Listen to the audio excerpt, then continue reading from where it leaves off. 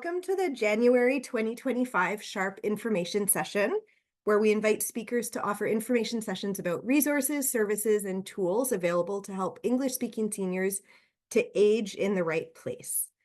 As you know, my name is Erica Botner. I'm the program manager for seniors and the Sharp program at CHSSN. I'll be the facilitator for today's session. Today we have Tony Alfonso, who is the outreach coordinator at AMI-Quebec, a community organization that helps family caregivers cope with mental illness in a loved one through support, education, guidance, and advocacy. He'll be sharing valuable insights on the unique mental health experiences and needs of older adults and strategies to bring you some resources that exist in Quebec to help you focus on the important aspects of life, which is vital for aging in place. I want to take a moment to thank all of the organizations that are joining us here, and the Sharp coordinators and older adults whose efforts have resulted in this beautiful turnout. If you have any questions about the presentation or the resources provided, you can contact the organization and the Sharpie that invited you. So back to today's presentation and time to introduce our wonderful speaker. So Tony Alfonso is the outreach coordinator at AMI-Quebec. His main goal is to get people talking about mental health and stigma. He has a master's in youth work and has over a decade of experience in intervention work, and has worked in the community sector in Montreal for almost 20 years. So I'm going to hand it over to Tony. Hi, good morning. So my name's Tony. This is really weird because I'm usually doing a lot more in-person presentations lately. So it's kind of a throwback to go back to this whole being back digital for everybody. I'll give you a little bit of background about AMI-Quebec, what we do, and then I'm going to give you some resources. First, the ones that AMI offers, and then after that, I'll give you a page that I recommend you go to that gives you a whole lot more resources, and I'll highlight one of the resources there, just to give you an outline of what I'm going to be talking about and how I'm going to be talking about it. So AMI-Quebec is a organization that offers mental health services for caregivers. Basically, it's almost a guarantee that everybody in this chat, in this workshop, is or has been or will be a caregiver. Especially looking at the room, there's a lot of women in the room. Women are the vast majority, do take on the vast majority of caregiving responsibilities. And so that is something that is the reality of your life. That's the way our society is set up, and that's just how it is. Men are doing more, especially now, but that still defaults to women. So with the role of being a caregiver, there's a lot of mental health resources and strains and things that come up in your life as a caregiver, and that's where we try to step in and help people out. So I've been working in the community sector for 20 years, over 20 years now, basically since I moved to Montreal. I shifted about 10 years ago to mental health specifically, and that shift came because I noticed that in all the work that I was doing, everything really boiled down to mental health at the core of all the resources that were being offered in the community sector and all the different organizations. It all comes down to mental health at the end of the day. So I figured it was a better approach to try to address things at their root, and then try to put band-aids on everything at the end of to fix society's problems or fix the problems that we've got going on. So oftentimes we find ourselves in positions where we don't want to take the role or take the name of a caregiver, but we are still acting as a caregiver. So I'll give you an example of an informal caregiver role that I have taken on in my life. All of my family came from Cuba. I was the first person born. I was born in the United States. I was born in Florida. So I was the first person to really master, I guess you could say, English. Half of my family still doesn't really speak English. And so arguably none of them speak it well. Anyways, one of the roles I had as a kid was whenever family members had doctor's appointments, I was the one who was translating for them. So as a child, 9, 10, 8, 11 years old, I was acting as a translator for all these really important medical things that were happening in the world, in their lives. And if I got something wrong, it was really anxiety inducing on me because I was the one who was responsible for making sure I translated these things, that concepts that I didn't understand. And so that is one of the ways that I was a caregiver as a young person. If you've ever had a kid, I'm going to assume a few of you have children here. Probably some of you have grandchildren by now as well. You've been a caregiver in that role as well. A lot of people also are put in caregiver roles in their workplace, not even in a professional setting. You don't have to be a nurse, but just making sure that people are taken care of in all kinds of different ways. When you look at the different roles that we take on in our lives, either helping our friends, helping our family, helping our loved ones, these are roles that we take on as caregivers that we don't realize. And so a lot of times, often with these roles as a caregiver, we have uh emotions and feelings and stuff that come along with that, feelings of resentment, feelings of anger, and all of this is normal. And so, but how we respond to that and how we deal with that is really what it comes to at the end of the day. Like if we are able to take on these roles and responsibilities, and if it doesn't affect our lives in a negative way, then that's not necessarily a burden on us. But oftentimes what ends up happening is we take on these roles and it's just seen as our responsibility.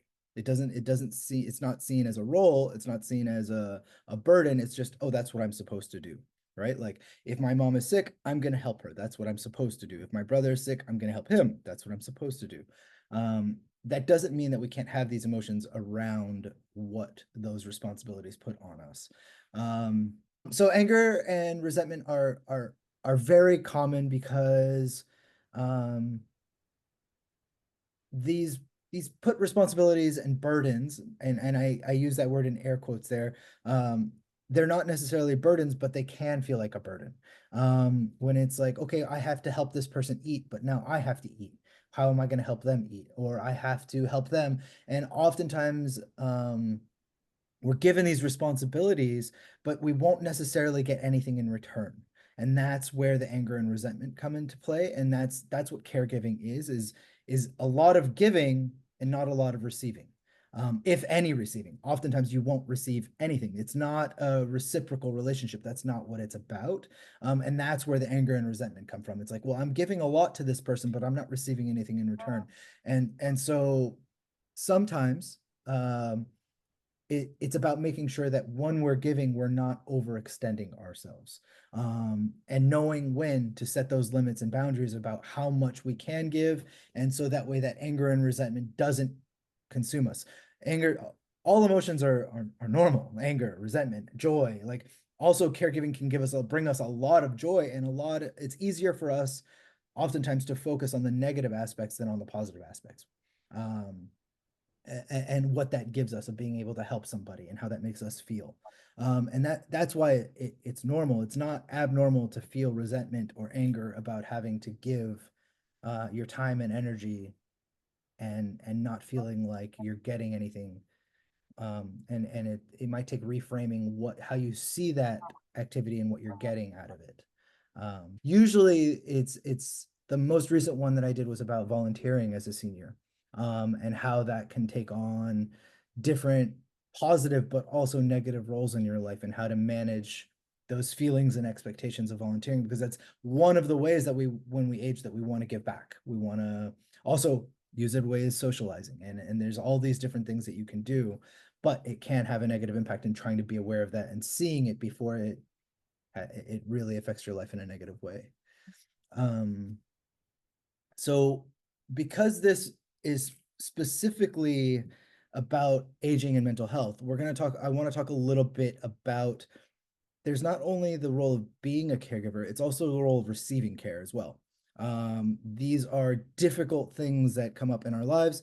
When you look at the concerns of seniors, the most common things are physical decline and cognitive decline. Those are the two those kind of lump in everything, medical health, all these things are lumped into the physical side of things like cancer, heart problems, and then you have cognitive decline, which are things like Alzheimer's and dementia.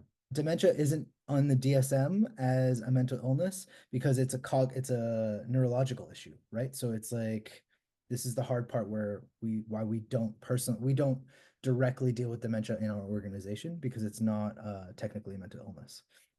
But mental health is the next thing that seniors are concerned about. There are a lot of ways to maintain your mental health, and depression and anxiety are not inevitable with aging. You can do things like socializing is a big part of aging, where if you can't do physical activities for whatever reason, because that happens, physical decline is a thing that does happen, you can still participate in various physical activities, but not maybe like you could when you were in your 20s. Even I can't, and I'm only in my early 40s, and I can't do things that I could do in my 20s. I tried to skateboard last year, and I'm still recovering from uh, a wrist injury from when I fell. To give an example, and I was like paid to skateboard in my early 20s. That was like one of my jobs. So that gives you an idea of physical decline for someone even in just 20 years. And maybe, people over 60 in here are saying, what in the world are you talking about? I'm not going to skateboard. That's bananas. But maybe you do. I've seen it. So there are the biggest thing you can do is socialization is a very important part of aging. And that's one of the links that I'm going to give you later on. Is just an organization that I think does really good work with socialization if you're feeling isolated, or if you're just feeling like you need people to talk with and hang out with. So um, I'm going to go into the calendar that we offer at AMI-Quebec, which gives you a little bit of an idea of the services that we offer in terms of resources to kind of talk a little bit about these things. So this is AMI-Quebec's calendar. Is this big enough? You can just nod heads. Yeah, this is good enough. You can see everything. So you can get this on our website. It's amiquebec.org/calendar. So the calendar is just the events and workshops and support groups that AMI-Quebec offers. Now we do specifically focus on caregivers. That's our primary area of focus. But that, like I said earlier, almost everybody has been a caregiver or will be a caregiver in their lifetime. So this is something to consider when you're thinking about if you need these workshops or not. One of the workshops that I think is relevant, specifically, and I'll kind of point that one out first, is aging while caring for others. So this can be something where you're taking care of your friends who are also aging, but you're also taking care of your either an aging partner, sometimes even taking care of your children or grandchildren while you're aging. These are different concerns that come up with this. And this is a workshop that is specifically for people who are aging. So it's there's no, actually, I don't think there is an age group, but it's something to consider that you will be with your peers if you if you go into this workshop. It's a 3-part workshop. Everything that we offer is free. And so that's February 4th, 11th, and 18th from 10 a.m. to noon. So around this time. So some of the things that we talk about in terms of mental health and caregiving, and just even as we age, our boundaries and setting limits. That's one of our workshops that we offer. That's the biggest thing that comes up when it comes to caregivers. And that's the thing that this workshop fills up pretty quickly. And it actually ends up, we end up doing it 2 or 3 times a year because it's so popular and it's an issue that comes up time and time again for people that are acting as caregivers. Something that starts today, right now, in fact, is meditation.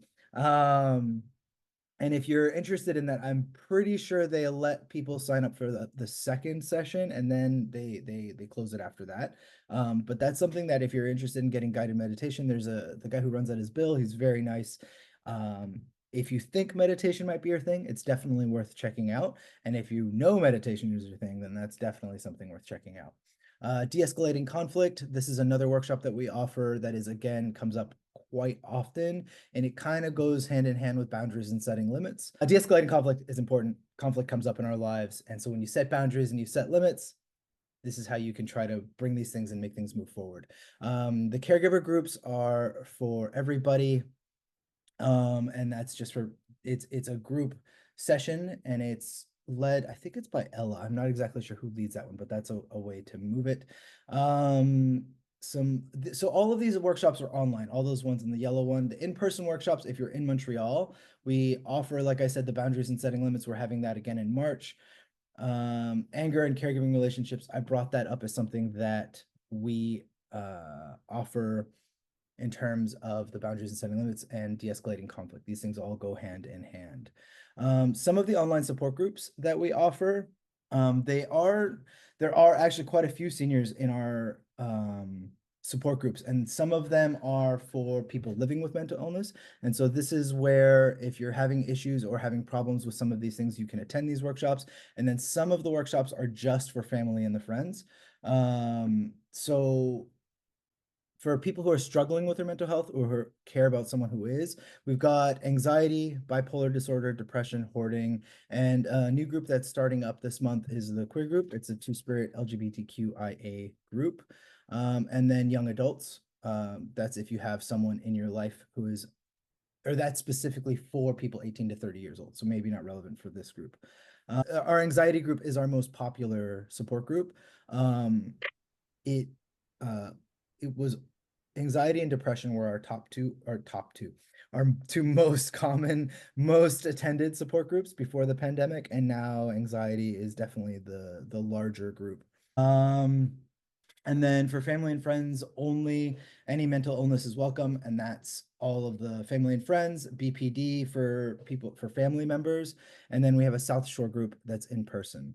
So that's the workshops and that we are offering up until March. So these are all relevant for all age groups, specifically for seniors. Is one of our biggest groups that attend our workshops in and use our services at AMI-Quebec. We have a page on our website that I highly encourage you to check out.